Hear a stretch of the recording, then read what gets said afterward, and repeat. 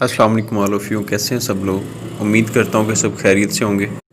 अल्लाह ताला आप सबको सेहत अता फ़रमाए, अल्लाह ताला आप सबको कामयाबी अता फ़रमाए और अल्लाह ताला हर एक को, जो इंसान जिस मकसद में है, जिस मंजिल की तरफ है, अल्लाह ताला हर एक को उसकी मंजिल पे पहुँचाए, रास्ते की दुश्वारियों से और परेशानियों से महफूज फ़रमाए और अल्लाह ताला आप सबको बआसानी अपनी अपनी मंजिल तक कामयाब करे।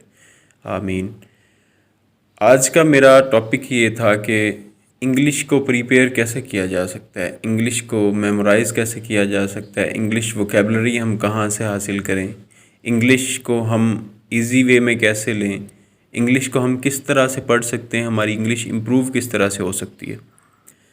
मैं इससे पहले आप सब लोगों को रिक्वेस्ट करूंगा कि चैनल को सब्सक्राइब कर दें ताकि नेक्स्ट जो भी वीडियोस हों तो वो आप तक नोटिफिकेशंस में पहुंचती जाएं। देखिए, कोई भी इंसान जो पैदा होता है तो उसके जहन में या उसके दिमाग में इंग्लिश नहीं भरी होती है। जो लोग इंग्लिश बोलते हैं वो कोई पैदाइशी अंग्रेज़ नहीं होते या उनकी मदर लैंग्वेज इंग्लिश नहीं है। सिर्फ़ और सिर्फ ये है कि वो मेहनत करते हैं, मेहनत करके, रिसर्च करके, हर चीज़ को मेमोराइज़ करके तब जाके उनकी ये क्वालिटी होती है कि उनको इंग्लिश बहुत ज़्यादा हद तक आती होती है। और फर्स्ट ऑफ ऑल मैं बेसिक स्टूडेंट्स जो स्टार्ट ले रहे हैं, जो बिगनर्स हैं, उनके लिए मैं रिकमेंड करूंगा बुक इम्तियाज़ी इंग्लिश ट्रांसलेशन, जो कि इंटरमीडिएट स्टूडेंट्स के लिए है, बेसिक ग्रामर है।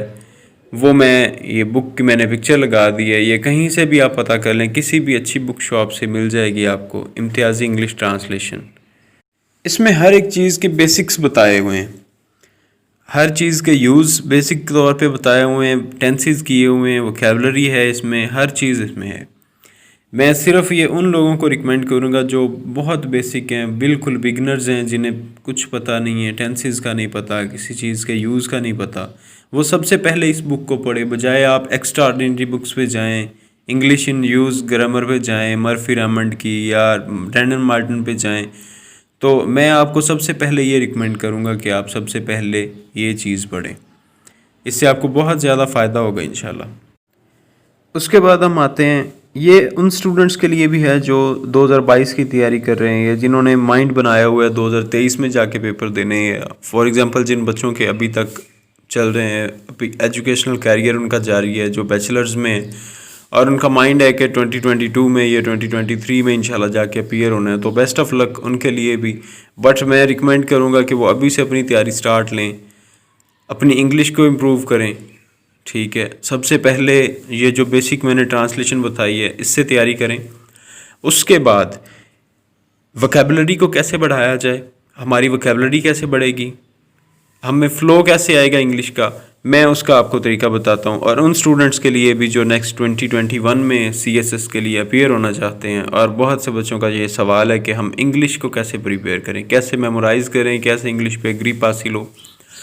तो मैं आपको ये बताना चाहता हूँ कि डेली बेसिस पे डॉन न्यूज़पेपर, रैंडन मार्टिन की बुक बहुत अच्छी है, रैंडन मार्टिन को पढ़ें।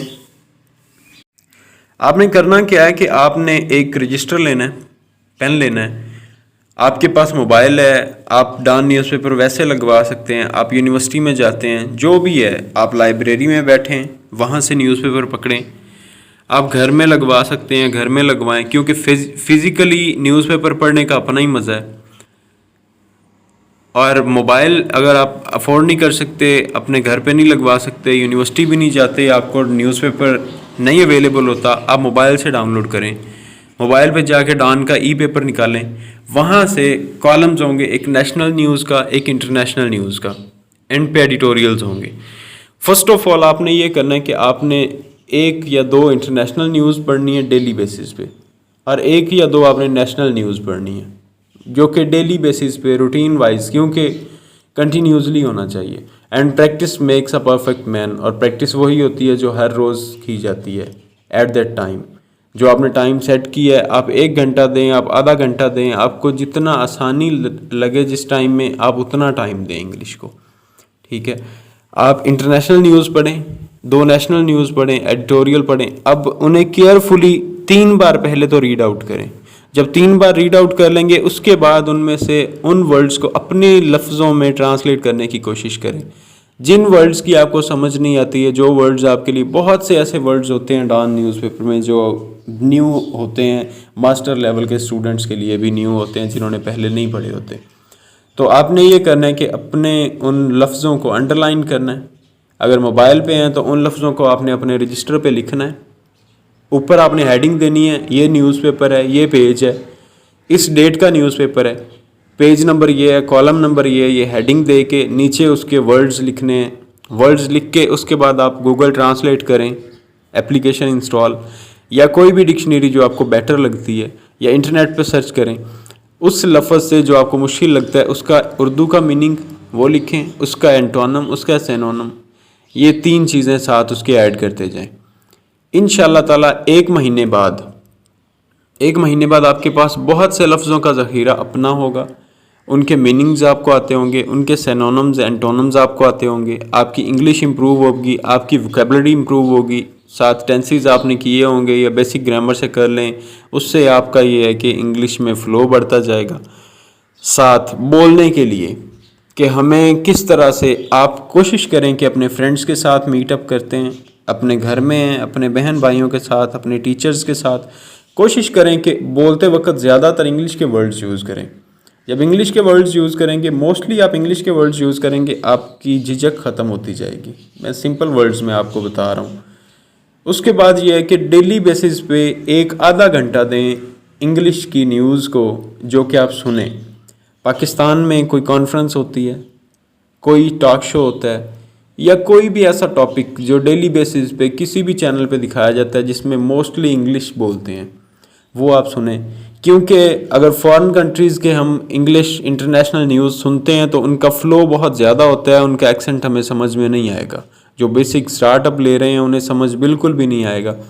आप 1x स्पीड स्लो करें अपने VLC प्लेयर पे या किसी भी प्लेयर पे, और उस इंग्लिश को हैंड फ्रीज लगा के सुने।